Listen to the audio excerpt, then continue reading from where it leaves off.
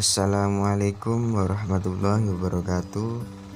Perkenalkan, nama saya Rafiq Setiawan dari Sosiologi 2A Universitas Islam Negeri Sunan Ampel, Surabaya.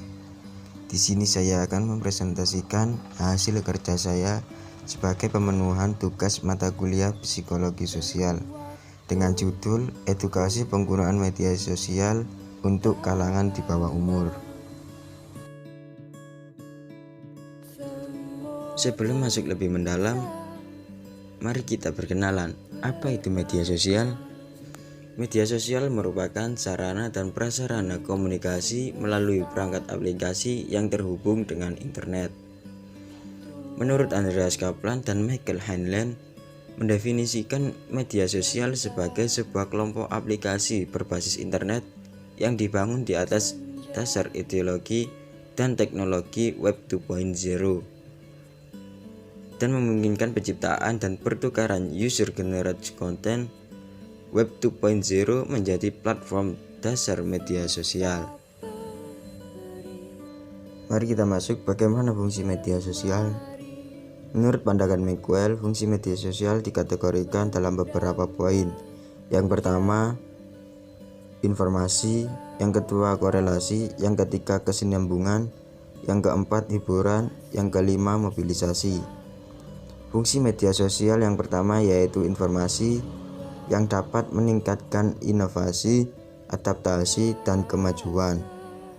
Fungsi media sosial yang kedua yaitu korelasi yang dapat mengkoordinasikan beberapa kegiatan serta membentuk kesepakatan. Fungsi media sosial yang ketiga yaitu kesinambungan, dapat mengekspresikan budaya dominan dan mengakui keberadaan kebudayaan serta meningkatkan dan melestarikan nilai-nilai. Fungsi media sosial yang keempat yaitu sebagai hiburan, menyediakan hiburan, pengalihan perhatian, dan sarana relaksasi, serta meredakan ketegangan sosial. Fungsi media sosial yang kelima yaitu sebagai mobilisasi, dapat mengkampanyekan tujuan masyarakat dalam bidang politik, perang, pembangunan ekonomi, pekerjaan, dan kadangkala juga dalam bidang agama. Dari media sosial kita juga dapat mengambil hal-hal yang positif. Berikut dampak positif dari media sosial. Yang pertama yaitu mempermudah kegiatan belajar. Yang kedua, mencari dan menambah teman atau bertemu kembali dengan teman lama. Yang ketiga yaitu mengheningkan kepenatan belajar. Selain berdampak positif, dari media sosial juga dapat berdampak negatif apabila kita tidak mengetahui batasan-batasan dalam menggunakan media sosial. Berikut dampak negatif dari media sosial. Yang pertama yaitu berkurangnya waktu belajar. Yang kedua, mengganggu konsentrasi belajar di sekolah. Yang ketiga, merusak pola belajar. Yang keempat, menghabiskan uang jajan. Yang kelima, mengganggu kesehatan. Sebagai makhluk yang paling sempurna dan diberi akal dan pikiran, sebaiknya kita mengetahui bagaimana cara bijak dalam menggunakan media sosial. Berikut cara bijak dalam menggunakan media sosial.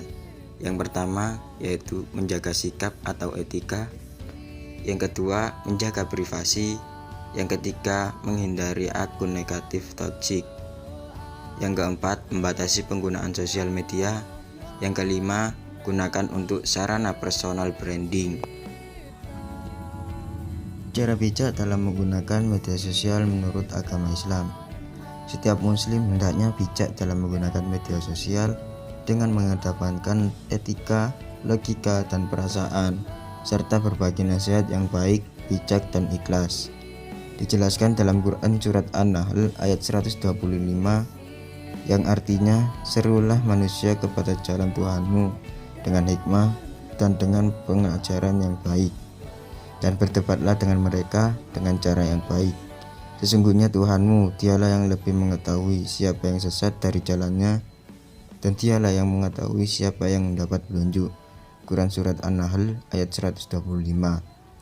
Cara bijak dalam menggunakan media sosial menurut Islam yang pertama yaitu menghindari prasangka seuzon atau berburuk sangka, meneliti fakta sebelum berprasangka, menghindari namimah atau mengadu domba. Yang keempat, menghindari sukhriyah atau mengolok-olok orang lain.